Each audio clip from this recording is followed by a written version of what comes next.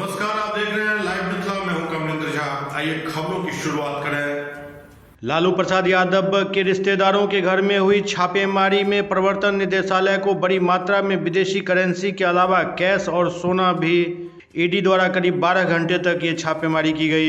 ED ने शुक्रवार को लालू प्रसाद यादव के रिश्तेदारों के आवास पर छापा मारा था, जिसमें बड़ी मात्रा में बरामदगियां हुई है। नौकरी के बदले जमीन घोटाला मामले में हो रही जांच के सिलसिले में ईडी ने लालू प्रसाद यादव के परिवार, रिश्तेदार और राजद नेताओं के परिसरों पर बिहार सहित कई शहरों में छापेमारी की थी।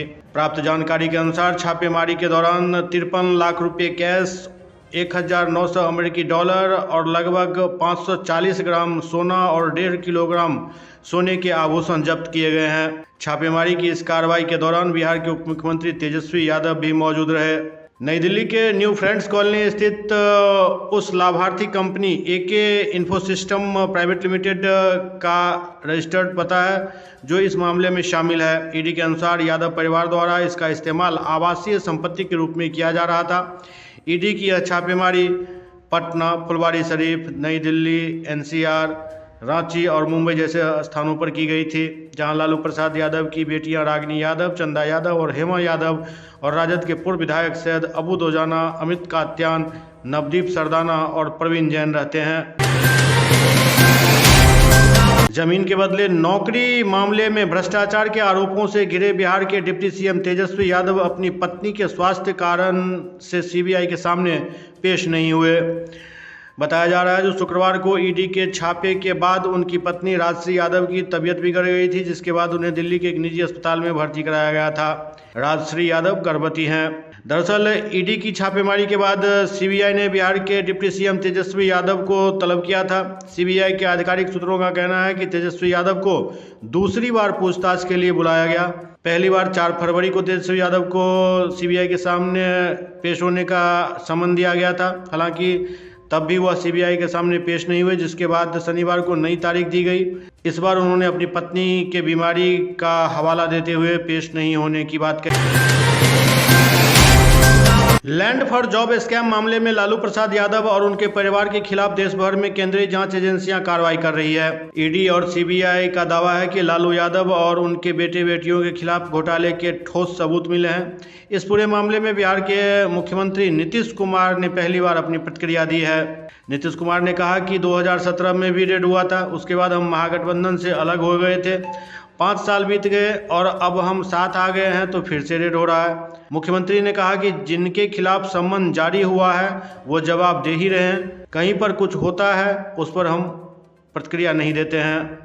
वहीं महागठबंधन में दरार और भाजपा से फिर हाथ मिलाने की अटकलों को लेकर मुख्यमंत्री हंसते हुए बोले कि कोई गठबंधन से अलग नहीं हो रहा है। सुशील मोदी पर तंज कसते हुए उन्होंने कहा कि उनका काम है बोलना, बोलेंगे नहीं तो और क्या करेंगे। मुख्यमंत्री नीतीश कुमार फिर से एक बार चर्चा में हैं, क्योंकि एक तरफ उनके गठबंधन के नेता लालू फैमिली पर छापे पड़ रहे हैं, दूसरी तरफ कयास ये लगाया जा रहा है जो नीतीश कुमार फिर से पाला बदल सकते हैं। ऐसे में राजधानी में एक कार्यक्रम में भाग लेने के बाद जब वो लौट रहे थे तो पत्रकारों ने उन्हें घेरा और सवाल किया, जिस पर मुख्यमंत्री ने कहा कि गठबंधन कायम है, गठबंधन में कहीं कोई दिक्कत नहीं है। उल्टे उन्होंने सवाल करते हुए कहा कि कहाँ से सुन लेते हैं आप लोग इस तरह की बात, चिंता मत कीजिए।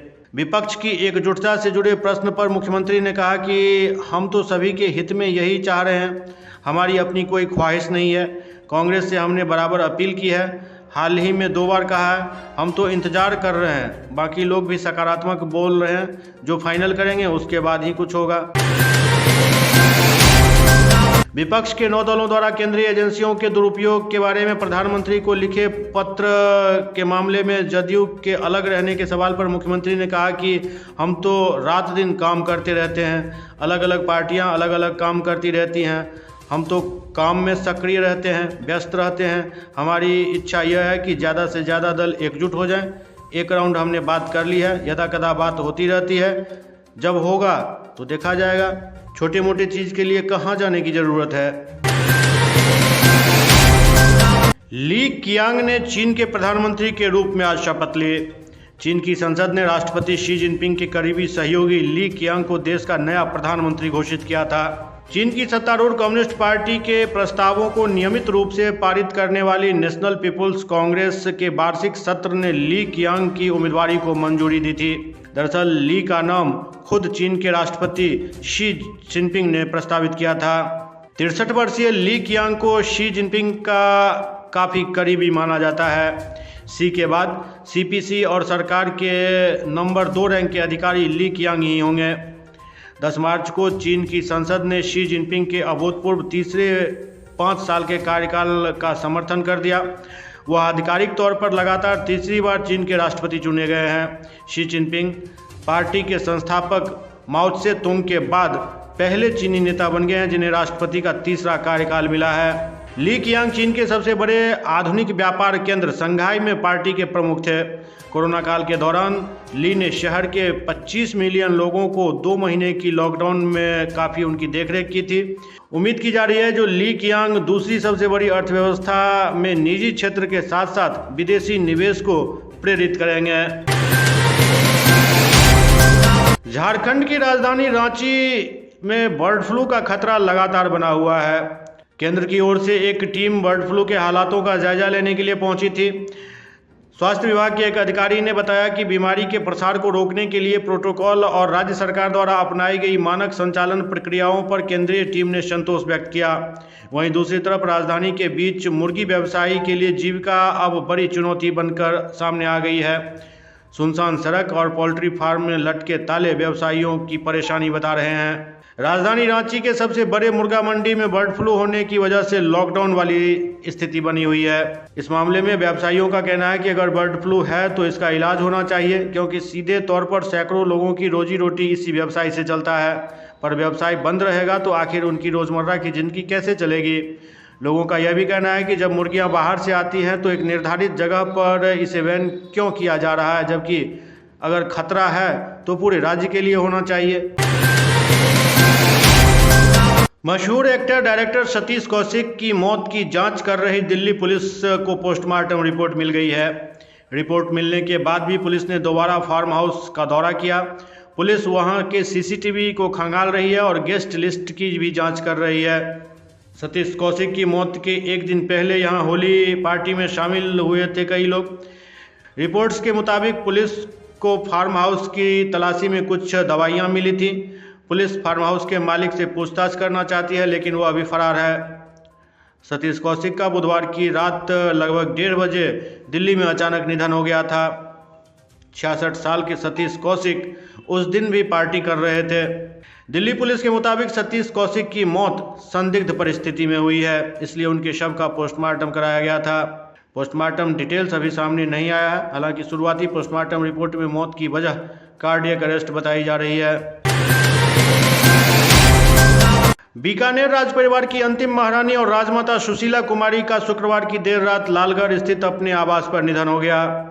सुशीला कुमारी का अंतिम संस्कार रविवार को सागर गांव में राज परिवार के शमशान घाट पर किया जाएगा। शनिवार को जूनागढ़ में उनके पार्थिव देह आम लोगों के दर्शन के लिए रखी गई। राज परिवार की रीति नीति के तहत ही उनका अंतिम संस्कार होगा। राजमाता सुशीला कुमारी की पोती और बीकानेर पूर्व सीट से विधायक सिद्धि कुमारी देर रात अस्पताल पहुंच गई थी।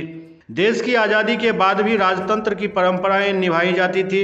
ऐसे में साल 1950 में महाराजा शार्दुल सिंह के पुत्र राजकुमार करणी सिंह का राज्याभिषेक किया गया था। उसी समय सुशीला कुमारी को महारानी का सम्मान मिला था। वर्ष 1971 में जब प्रिवी पर्स जैसी व्यवस्था समाप्त हो गई, तब तक वो महारानी रहीं। महाराजा करणी सिंह के निधन के बाद उन्हें राजमाता के रूप में स्वीकार किया गया। पूर्व राज परिवार सहित बीकानेर में आम आदमी उन्हें राजमाता के रूप में ही संबोधित करते रहे। 6 सितंबर 1988 को महाराजा करणी सिंह के निधन के बाद से राज परिवार की सारी व्यवस्था सुशीला कुमारी ही संभालती थी। H3N2 कितना घातक हो सकता है इसका अभी अंदाज़ा लगाया जा रहा है, लेकिन वायरस ने अपना रूप दिखाना शुरू कर दिया है। अब तक इस इन्फ्लुएंजा वायरस के कारण देश में आधा दर्जन से ज़्यादा मौत हो चुकी है। Health and family welfare service के कमिश्नर डी रणदीप ने बताया कि इस वायरस से कर्नाटक में पहली मौत हुई। पहले मृतक 87 वर्षीय व्यक्ति को 24 फरवरी को अस्पताल में भर्ती कराया गया था। वहीं दूसरी मौत हरियाणा में हुई है। अब इस मामले को गंभीरता से लेते हुए केंद्र सरकार ने देश के सभी राज्यों को गाइडलाइन जारी किया है। केंद्र सरकार द्वारा बिहार सहित सभी राज्यों को गाइडलाइन जारी करते हुए कहा गया है कि लोगों को भीड़-भाड़ वाली जगह पर जाने से बचना चाहिए। इसके साथ ही कोरोना संक्रमण की तरह मास्क पहनकर ही घर से बाहर निकलें। इस वायरस से केवल मास्क ही बचाव कर सकता है। स्वास्थ्य विभाग के अनुसार देश में इस वायरस से संक्रमण के 3000 से ज़्यादा मामले सामने आ चुके हैं। हालांकि मौत का आंकड़ा अभी बहुत कम है। इस वायरस को लेकर स्वास्थ्य विभाग की टीम वेट एंड वॉच की स्थिति में है। दिल्ली महिला आयोग की अध्यक्ष स्वाति मालीवाल ने अपने पिता पर गंभीर आरोप लगाए हैं। एक कार्यक्रम में बोलते हुए स्वाति मालीवाल ने कहा कि उनके पिता उनका यौन शोषण करते थे। इतना ही नहीं, वे गुस्से में बुरी तरह उनकी पिटाई भी करते थे। शनिवार को अंतर्राष्ट्रीय महिला दिवस पर 100 महिलाओं को सम्मानित किया गया। इस मौके पर बोलते हुए स्वाति मालीवाल ने अपना दर्द बयां किया। स्वाति ने कहा कि मुझे अभी तक याद है, मेरे पिता मेरे साथ यौन शोषण करते थे। जब वे घर आते थे तो मुझे बहुत डर लगता था। मुझे अभी तक याद है मैंने कितनी रातें बिस्तर के नीचे बिताई हैं, क्योंकि डर कर काँप कर सहमती रहती थी। उस समय मैं सोचती रहती थी कि मैं ऐसा क्या करूं कि लड़कियों के साथ गलत करने वालों को सबक सिखाऊं। मैं कभी नहीं भूल सकती, मेरे पिता को इतना गुस्सा आता था कि वे आते थे और जब उनका मन करता था किसी कारण चोटी पकड़ते थे और दीवार पर फेंक देते थे। खून बहता रहता था, बहुत तड़प महसूस करते रहते थे, लेकिन पूरा समय यही चलता रहता था। जी, आज काफ़ी भावुक तो हुई, क्योंकि जो सारे के सारे अवॉर्डीज हैं वो सारी बहुत पावरफुल स्टोरीज हैं और उन्होंने बहुत संघर्ष किया है। मेरे अपने फादर मेरा यौन शोषण करते थे जब मैं छोटी थी। बहुत मारते थे, बहुत पीटते थे। जब वो घर में आते थे तो बहुत डर लगता था। मैं कई बार बिस्तर के नीचे छुप जाती थी और पूरी रात प्लानिंग करती थी कि किस तरीके से महिलाओं को उनका हक दिलाऊंगी और इस तरीके के आदमी जो महिलाओं के साथ शोषण करते हैं, बच्चियों के साथ शोषण करते हैं, उनको सबक सिखाऊंगी। मुझे अभी तक याद है कि जब वो मारने पे आते थे तो वो चोटी से मुझे पकड़ते थे और दीवार पे जोर से पटक देते थे। खून बहता रहता था, बहुत तड़प होती थी। लेकिन मेरा ये मानना है कि एक इंसान जब बहुत अत्याचार सहता है तभी वो दूसरों का दर्द समझ पाता है और तभी वो उसके अंदर एक ऐसी आग जागृत होती है जिससे कि वो ये पूरा सिस्टम हिला पाता है। शायद मेरे साथ भी यही हुआ और हमारे जितने भी अवॉर्डीज हैं उन सबकी भी कुछ ऐसी ही कहानी है। संघर्ष के साथ जिंदगी को कैसे जीना है और कैसे एक सकारात्मक सोच आगे लेके चलनी है, ये सारे हमारे अवॉर्डीज ने हमको आज प्रेरणा दी है। मैं बहुत छोटी थी। मेरे फादर के साथ जब तक मैं रही, क्लास 4th तक मैं उनके साथ रही, तब तक ये काफी बार होता था। तो अभी आप देश दुनिया से जुड़ी हुई कुछ प्रमुख खबरें देख रहे थे। अगले अंक में फिर कुछ ऐसे ही खबरों के साथ आपके सामने होंगे। तब तक आप देखते रहिए लाइव मिथिला। नमस्कार।